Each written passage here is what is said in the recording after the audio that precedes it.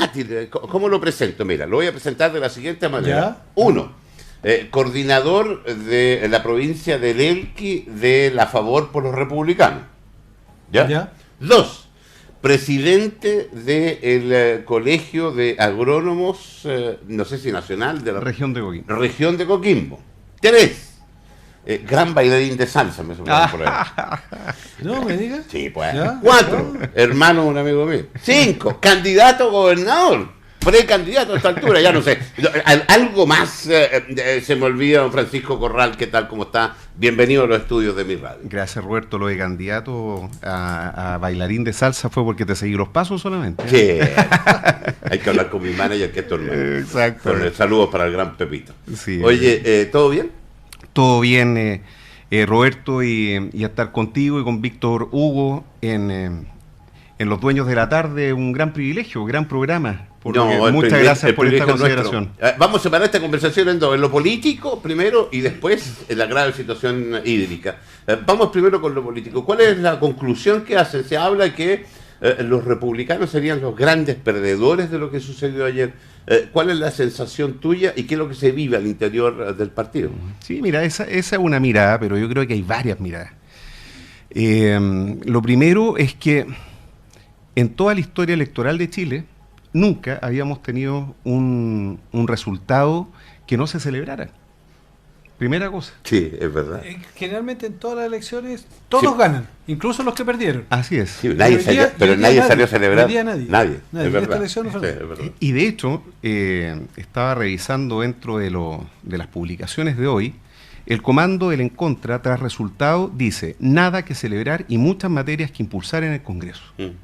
Y yo creo que eso fue tanto la visión que planteó José Antonio Kast ayer, de todos los líderes también de Chile Vamos, y también de los que votaron en contra. No había nada que celebrar. Y eso es bien particular, pero se es siente paradojal. como un fracaso como el Partido Republicano, porque ustedes, hay una cosa que es cierta, en democracia recibieron el mandato popular. Eso no hay que desconocerlo, porque fueron elegidos en democracia y por la mayoría. ¿Sientes tú que fue un fracaso el no presentar a lo mejor un texto que fuera aprobado? A ver, perdimos, y eso es un hecho. Perdimos estas elecciones. Sin embargo, hay que considerar, yo creo, también otra mirada a esto.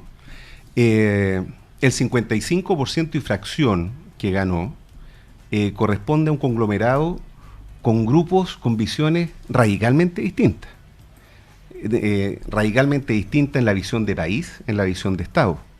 Y el 44% y fracción que votamos por el a favor nos une una visión de país y Estado común. Entonces creo que las interpretaciones de este triunfo, entre comillas, del en contra, que dicen que no había nada que celebrar, creo que hay que mirarlo con muchas derivadas de esto, Roberto y Víctor Hugo. El texto, que también se ha planteado, hubo un texto con falta de consenso. Yo creo que no es precisa ese análisis, porque, primero, es un texto que se aprobó con más del 60% en general, con más del 40% de normas aprobadas por unanimidad. Tercero, Republicano tiene un gran logro en este proceso, logró articular, logró consensuar. Este es un texto que estuvo apoyado por todo Chile Vamos, por demócratas, por amarillos, por Concertación. Por lo tanto, se logró un texto con acuerdo a todos aquellos que tenían voluntad de llegar a acuerdos. ¿Pero por qué los acusan a ustedes de no tener voluntad de llegar a acuerdos? Bueno, yo creo que los hechos son los que hablan. Es decir, hoy día cuando ves desde demócrata, amarillo, a un expresidente Frey, a todo Chile Vamos, alineados con el a favor y en conjunto haciendo campaña por el a favor y planteando que era un buen texto, yo creo que eso denota que efectivamente Republicanos tuvo toda la voluntad para retirar propuestas que para Republicanos eran importantes, pero creo que fue consecuente en lo que siempre se ha planteado el Partido Republicano, que es buscar el bien superior del país, no precisamente debilita las bases del partido. Estamos junto a Francisco Corral, hablando primero de lo que fue este plebiscito del día de ayer. Porque si ganaba el a favor, el mayor ganador eran ustedes y queda muy fortalecido. ¿Debilita las bases de ustedes esto? A ver, yo creo que también es una de las miradas también a incluir, que es parte de lo correcto de ese análisis. Pero creo que toda elección y término de elección, por triunfo o por derrota, siempre tiene que implicar un análisis, un replanteamiento, sí, una sí, revelación, claro. todas, por positivo. ¿Y cuál es el negativo análisis que hacen ustedes?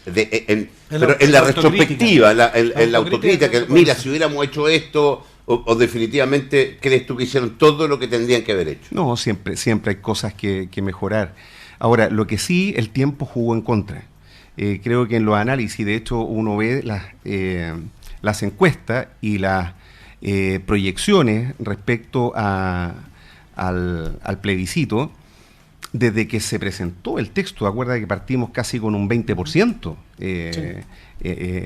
en beneficio del a favor, y obtuvimos un 44 y fracción en porcentaje en eso. Entonces, yo creo que si hubiésemos tenido, de hecho, José Antonio Kast lo he escuchado hoy día en la mañana, y coincido con él, que si hubiésemos tenido 2 o 3 meses más, así como iba, en la medida que más informada sobre el texto, las personas hoy día entendían que era una buena propuesta. Hay que considerar también que dentro de estos dos grupos de visiones radicalmente distintas de país y Estado, también hubo 2 grupos importantes que apoyaron el en contra, que son aquellos grupos que estaban cansados de este proceso y también aquellos que estaban desinformados. Me consta, fui apoderado aquí en la antena, y varias personas que no sabían qué votar al entrar de la urna. De hecho, preguntaban a viva voz. Entonces creo que... ¿Preguntaban qué votar? A viva voz, oye, no sé qué votar.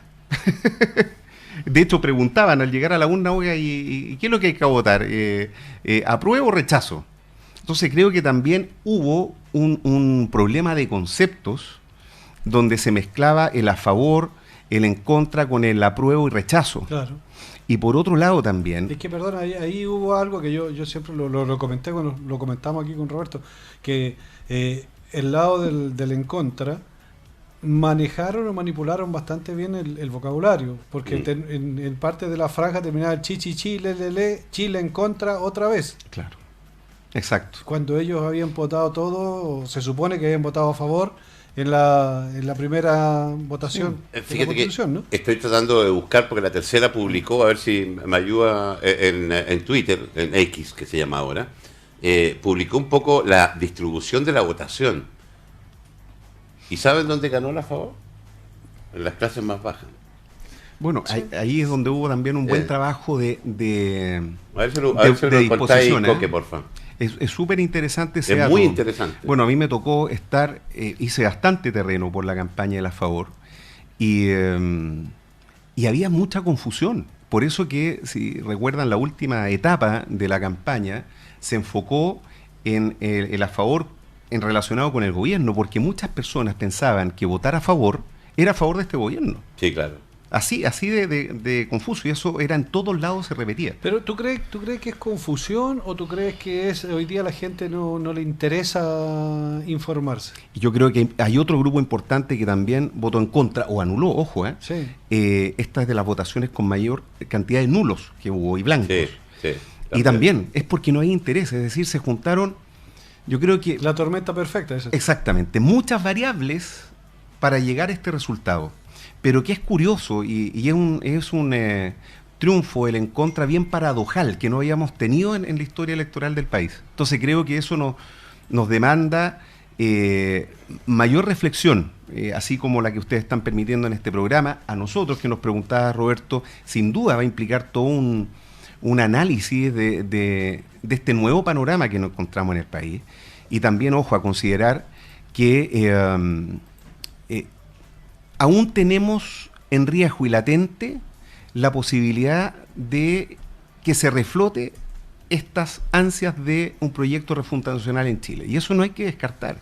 Por eso que es tan importante que, aunque no ganó la propuesta de la favor, se consideren normas que son fundamentales hoy día para integrar, quizá en una reforma constitucional, por ejemplo, el porcentaje de representación en el Parlamento. En el Parlamento, sí. O sea, eso ya no resiste más porque... 150.000 millones de pesos fue lo que nos costó gracia. los dos procesos constitucionales. Sumados, sí.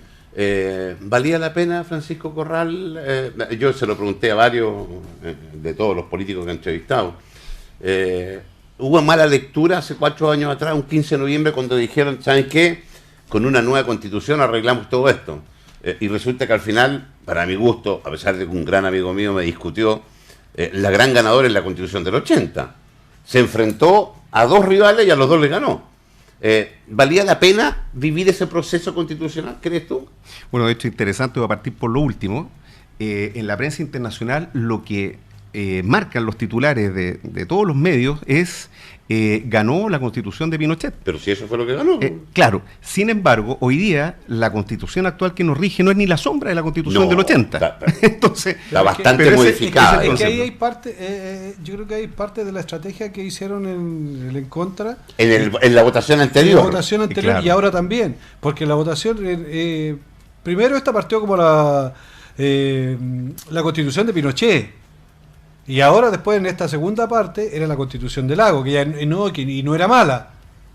Así es. Entonces hubo una serie del manejo del vocabulario que la verdad que lo hicieron muy bien. Sí, ahora... Eso hay que reconocerlo también. No, totalmente. Y en relación a lo que también consultaba Roberto, ¿valía la pena este proceso? Nosotros desde un principio dijimos que no. Claro. Nos opusimos. De hecho, yo trabajé fuertemente por la primera campaña del rechazo. No obstante de eso, yo creo que hay una necedad que tenemos hoy día como sociedad. Pasó hoy día con las elecciones hoy día de nuestras autoridades que finalmente no ha cumplido la gran épica que se prometió, por un lado. Segundo, lamentablemente este proceso nos llevó a tener este segundo proceso constitucional. Pero no es lo que nosotros queríamos. Pero ¿qué es lo que pasa cuando tú te sientes comprometido con una organización, con tu país, como nos sentimos comprometidos como republicanos? Bueno, si esta es la situación en la que está, tengo 2 caminos. O me abstraigo de esto y dejo que pase lo que tiene que pasar, o me involucro y asumo, con las reglas del juego que se están poniendo, el hacer lo mejor que es posible hacer. Ojo, el comité de expertos tuvo la pega más fácil, el comité de expertos. Llegar a un acuerdo de 12 bordes, que suenan bastante lógicos, pero la pega mayor la tuvo el Consejo Constitucional, que tuvo que dar un contexto a cada una de las normativas de ese borde. Entonces, cuando dicen, oye, ¿cómo no haber podido llegar a un acuerdo mayor como lo que pasó en el comité de expertos? Bueno, ellos, y no todos saben, porque no se ha hecho público, pero es así, no todos estaban de acuerdo en los 12 bordes porque sabían que había la forma de bajar esos 12 bordes iba a ser muy complejo de ponerse de acuerdo. Y eso lo tuvo el Consejo Constitucional. Entonces creo que el trabajo que se hizo respetando los 12 bordes, dando contexto con varias normas vinculadas una con otra, permitió una propuesta constitucional, Francisco, que mantuvo lo mejor de la propuesta constitucional. Estamos junto a Francisco Corral, que fue coordinador de republicanos por la opción a favor en la provincia de Elqui. Ya vamos a hablar de la otra faceta, vamos a hacer un alto comercial y lo vamos a pasar a la otra. ¿Es republicano un partido de ultraderecha, como les dicen o no? ¿Sientes tú que ustedes son de ultraderecha? Mira, a mí me interpretó... Porque ¿sí? Dentro de las palabras del senador Daniel Núñez decía el pueblo le dio un golpe a la ultraderecha, haciendo la lectura. ¿Crees tú que republicano es un partido de ultraderecha? No lo creo. Y me uno al concepto del ultra, desde que nos formamos como partido, que consideramos que era un partido de ultra necesidad.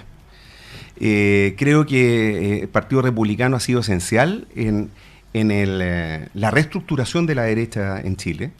Y sí hay algo importante que pasó en este proceso, que fueron los descolgados del Partido Republicano. ¿Qué pasa con los que celebraron? Eso te voy a preguntar. Claro. ¿Qué pasa con Rojo Edward de la carrera? ¿El hecho de irse y pasarse la contra? A ver, sin duda que el descuelgue, no solamente de los militantes de republicanos, sino que varios grupos de derecha, entre ellos también grupos que se denominan como patriotas, y que en ese patriota hay un abanico bastante amplio. Yo creo que hoy día también como les decía, primero un logro importante fue que el Partido Republicano logró llegar a un acuerdo transversal con todas estas agrupaciones políticas que hablamos. Segundo, que hubo una migración natural de militantes que precisamente eran más extremos y que estaban apuntando a visiones de política bastante más personalistas que visiones de proyecto común del partido. Entonces creo que hoy el Partido Republicano se fortalece porque queda con la agrupación que hoy día sustenta los principios del partido, y creo que se evidenció aquellas personas que tenían visiones bastante más extremas, que incluso, no sé si lo leyeron, que Pancho Malo Sí. ya fue el único que celebró, Sí, por lo claro. demás, y que está pensando ser una alternativa de Fíjate, candidato. le doy las gracias a Coque Roja que me consiguió, dice en la tercera, hoy, durante la jornada de hoy, dice, estudio. La clase media y alta optaron por el en contra y las zonas de bajos ingresos apoyaron la propuesta de nueva constitución. Un estudio de Faro, UDD, segmentó por ingreso los resultados de las votaciones del reciente plebiscito constitucional, donde resaltó el apoyo de la comuna de clase media y alta a la opción en contra y a la propuesta de nueva constitución. ¿Te llama la atención, Francisco Corral, esto? A mí me llamó mucho la atención cuando lo vi, porque... Sí, a ver, sobre todo respecto a lo de clase media, porque precisamente era una nueva propuesta de constitución que apuntaba muy fuerte a la clase media hoy, a los nuevos profesionales, a los matrimonios que recién se estaban formando. Era una propuesta constitucional para los nuevos desafíos que enfrentábamos país y las problemáticas que hoy día precisamente tenía la clase media. Pero no me sorprende que en los estratos más bajos socioeconómicos se tuviese tan buena receptividad, porque quizás ahí es donde encontramos mayor voluntad de escucha. Personalmente me tocó, dentro incluso de movimientos cercanos con los que me relaciono, textualmente, Francisco, no me mandes la propuesta constitucional porque no la voy a leer. O sea, hubo un grupo muy importante que ni siquiera se dio el trabajo de leerla. Yo creo que la mayoría de la gente no lo leyó. Claro, pero cuando a personas que, yo te diría, cuando estábamos en las ferias y le entregábamos la información de la propuesta constitucional y le decíamos dónde poder descargar la propuesta, lo agradecían mucho y se comprometían en leerla. No sé si la leyeron todos, pero sí escuchaban atentamente las propuestas, artículos que para ellos eran interesantes, que nos preguntaban. Entonces, como le digo a Víctor Hugo y Roberto, yo creo que es un análisis que tiene muchas variables, muchas aristas. Una de las son las que hemos estado conversando hasta ahora. Mira, acá nos escribieron dos auditores, dice, yo en contra, aburrido de la clase política y en una forma de protesta. Hay muchos que estamos en contra por sentir que este proceso estaba viciado, porque los políticos dijeron una cosa y luego cambiaron por otra. Ahí está otro grupo importante. Yo creo que esto también fue un en contra, más que a la propuesta en sí, a la forma de hacer política. Y creo que en eso estamos todos cansados.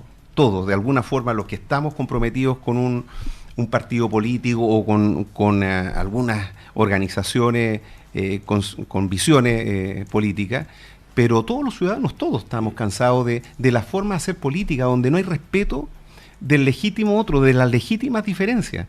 Yo, mira, me tocó también en este trabajo de apoderado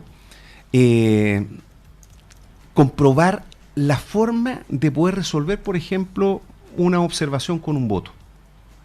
Es confrontacional, no hay la disposición de acordar, de conversar. Y yo creo que ahí tenemos por delante el tremendo desafío que de hecho es una reflexión que subí hoy día a las redes sociales, que te la compartí también, Roberto, que tenemos que subir el tono, tenemos que generar un tono que genere mayor armonía, pero ojo, la disposición siempre está a llegar a acuerdos, pero tú vas a poder llegar a acuerdos con aquellos que tienen la voluntad de llegar a acuerdos. Claro, fíjate la primera regla. Claro. Si hay alguien que no te quiere escuchar, ¿qué posibilidad tienes de Ninguna. llegar a O que te insulta por pensar diferente. Claro.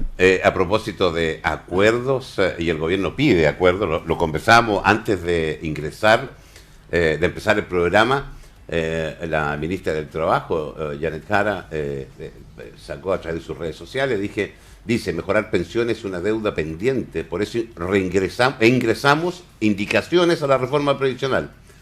sobre el 6%, escucha, 1% a fortalecer el empleo formal de mujeres, a la cuna y diferencia de elección, 2% de ahorro individual y el 3% de seguro social. Me van a disculpar, pero esto es no entender nada. Exactamente. Es no entender nada cuando la gente tiene claro y lo único que pide que las pensiones son de un esfuerzo individual. Me parece que no van a llegar. No es fácil y es imposible llegar a acuerdos como eso. Sí. Dígame. Dice otro auditor. A ver. Para mí el gran culpable, la franja. Fue un asco de ambos sectores.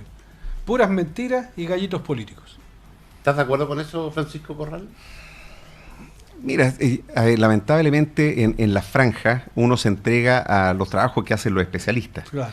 Entonces, en el caso mío, yo recibo una franja que está hecha. Sí, claro. Entonces, pero claro, sin duda que... ¿Pero te gustó podría haber sido mejor. Sí, podría haber sido mejor. Hay cosas y peor que no... también podría haber sido.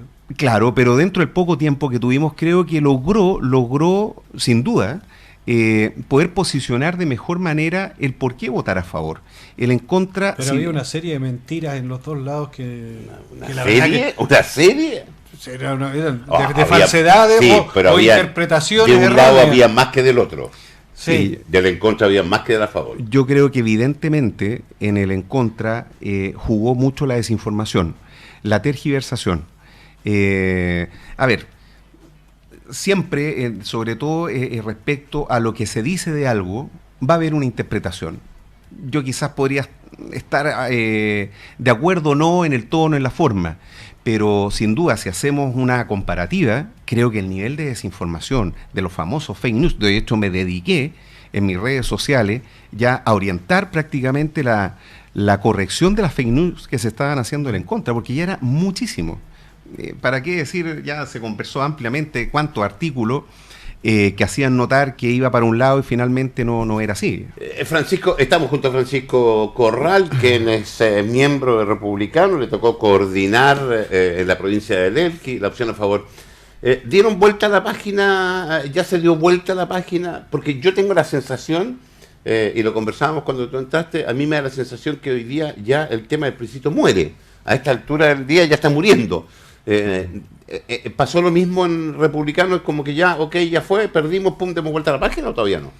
A ver, el hecho de asumir el resultado, yo creo que genera dos posiciones. Uno, de el alivio de haber terminado ya este proceso, pero también la inquietud de la forma que se ha manifestado este término de proceso, porque hemos escuchado claramente de distintas partes de quienes votaron en contra, de que por el momento no se iba a volver a rehacer un proceso constitucional.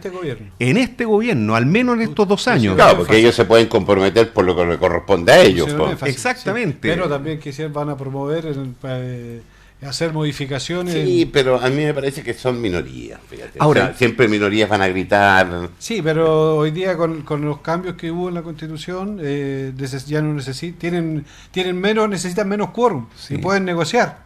Ahora, a nosotros lo que nos interesa... Senado no tienen a lo que nos la mitad y mitad.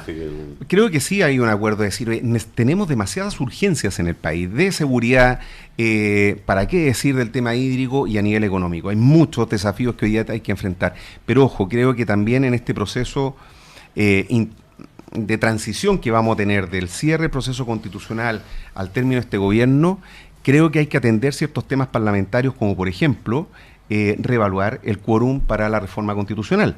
Difícil que lleguemos nuevamente a los 2/3, pero los 4/7 es una mayoría simple. Creo que los 3/5 es una alternativa que hay que considerar. Pero ya se bajó de los 3/5 a los 4/7, ya está.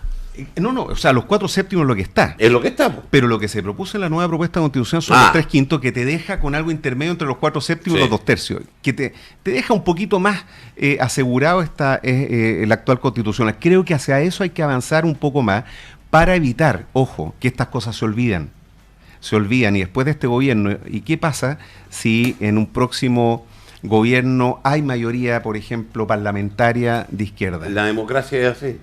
Así es, entonces... Es que no, pensar en que voy a dejar entrabada la democracia porque el día de mañana así como ustedes, Francisco, obtuvieron mayoría los republicanos para hacer un consejo, el día de mañana el chileno puede decir, ¿sabéis qué más? Y elige una mayoría que puede ser de ultra izquierda y efectivamente se provoca un cambio. Es que lo que pasó en la primera y segunda propuesta constitucional. Pero es que la primera era toda izquierda. Sí, pero el rechazo a la primera opción, que era una construida por la ultra izquierda, etcétera, fue mayor que el rechazo a esta. Claro. 62 contra 55. Bueno, o sea, es que habla del consenso que se logró del proyecto de la favor. Ahora, ojo, que el republicano no fue mayoría, tuvo una representación amplia en el Consejo, pero para lograr mayoría necesitaba a Chile Vamos, que se logró, y de ahí en adelante, ojo, que hubo una facción que también no hay que olvidar. En el Consejo Constitucional de este proceso, la izquierda estaba representada por herederos del proceso anterior. Sí, claro. Entonces, se sentaron diciendo claramente, me consta, porque hablé con varios consejeros, que o aprueban lo que nosotros planteamos o nos retiramos de la mesa. Entonces, ¿cómo vas a llegar a acuerdo cuando alguien te impone y no está llegando a la voluntad de acordar? Ahora, ¿qué pasa con republicanos? Yo pensando en dar vuelta a la página, lo que se les viene en lo inmediato, y que yo creo que ya los gallitos van a empezar luego, son las municipales, gobernadores, core y concejales de octubre del 2024, donde aparece una nueva fuerza de derecha, que son ustedes, ¿no es cierto?, que antes no estaba considerada, por primera vez en una elección municipal y de gobernador van a participar. ¿Se va a lograr acuerdos con la derecha? ¿Ya se habla de eso? ¿Tú eres, entre comillas, precandidato o has manifestado tu intención de ir de candidato a gobernador? Por otro lado tenemos a Ignacio Pinto, que también quiere ir por el lado de la UDI. ¿Van a ir a primarias? ¿Cuál es un poco cómo se va a sentar los republicanos a negociar ahora con los otros partidos de derecha? Mira, José Antonio hoy día dijo algo que a mí me hace mucho sentido y me interpreta. Él no tiene un interés solo de ser presidente, él le interesa un proyecto que es republicano. Y creo que eso nos une a muchos de nosotros, a mí también en particular. Como dices tú, Roberto, yo fui convocado a ser candidato a las próximas elecciones a gobernador por el Partido Republicano. Después de pensarlo varios meses, me dispuse a ello y seguí un procedimiento a nivel interno acá en la región con el cabildo de nuestro partido, y hubo otros candidatos que se propusieron libremente. Y bueno, y mi nombre quedó finalmente con mayoría para representar a la región. Hoy día mi nombre está a nivel central, el comité electoral del partido es quien finalmente tiene que tomar esa decisión. Y esa decisión se va a tomar en cuanto a lo que dices tú. Hay una disposición del Partido Republicano siempre a llegar a acuerdos con Chile Vamos. ¿Estás dispuesto a ir a primaria? Primaria, no, definitivamente. Porque me dijeron que no estaban muy dispuestos a ir a primaria. No, primaria, porque, a ver, es un mecanismo que algunos tienen más experiencia y más recursos para llevarlo, entonces no es un procedimiento que sea en igualdad para todos los partidos, en particular para nosotros. Pero lo que sí creemos es que tenemos la gran oportunidad con Chile Vamos de levantar a los candidatos con mayor potencial y con mayores capacidades para los cargos que se están postulando. Y nosotros estamos abiertos a esa posibilidad. Por eso te digo que mi precandidatura hoy día está a nivel central, donde se van a hacer negociaciones y conversaciones con los partidos, primero con la voluntad y disposición de llegar a esos acuerdos. ¿Y si no hubiera acuerdo, Francisco Corral, existe la intención de ir por fuera de un pacto con la derecha y que Republicanos tome su camino? Sí, claro, es posible. Se ha conversado aquello. Sí, ahora nosotros vemos de Chile Vamos que también está esa disposición. O sea, con Chile Vamos yo tengo una conversación muy fluida con sus líderes en general, hay una buena relación y veo de la otra parte que también están en esa disposición. A nivel central, por lo que se plantea también. Entonces creo que las voluntades están. Y lo que queda ahora es decantar, yo creo, este proceso de que venimos saliendo del plebiscito, y creo que ya desde enero van a empezar estas conversaciones y a definir lo que sucede. A mí, en lo personal, me interesa ser parte de un proyecto, sea que yo vaya como candidato o no. yo mis capacidades las voy a poner estando en primera línea para efecto un cargo o para apoyar a quien va a estar en él. Vamos a ver si llegan a acuerdos. Pues. Sí. ¿Cómo crees tú que quedó la postura de José Antonio ahora después de esta votación de ayer? A ver, considerando que por mucho se bombardeó a José Antonio y al Partido Republicano, que lo que se está desarrollando era una propuesta identitaria, y haber logrado un acuerdo con demócratas, con amarillos, con exconcertación y con todo Chile Vamos, ya un gran logro. Es decir, existe el terreno para poder llegar a acuerdo y poder potenciar en el día de mañana una candidatura, por ejemplo, José Antonio. Evelyn Matei, después de su primera posición totalmente desligada de la favor, terminó apoyando esta propuesta. Por lo tanto, yo creo que eso habla de que hay sensatez. Hay sensatez en nuestro conglomerado y yo tengo mucha esperanza que se pueda lograr buenos acuerdos en ese sentido. 18:02. Nos vamos a cambiar de disfraz, de ropa, porque nos vamos a una pausa comercial y a la vuelta vamos a conversar, no con Francisco Corral, republicano, vamos a conversar con Francisco Corral, presidente regional del Colegio Agrónomo. Lo de la sequía es tremendo, la situación del Limarí. Que es un tema que maneja temazo. mucho. Temazo. Antes de mi pasión. Francisco, sí, lo maneja muy bien. Incendio de proporciones.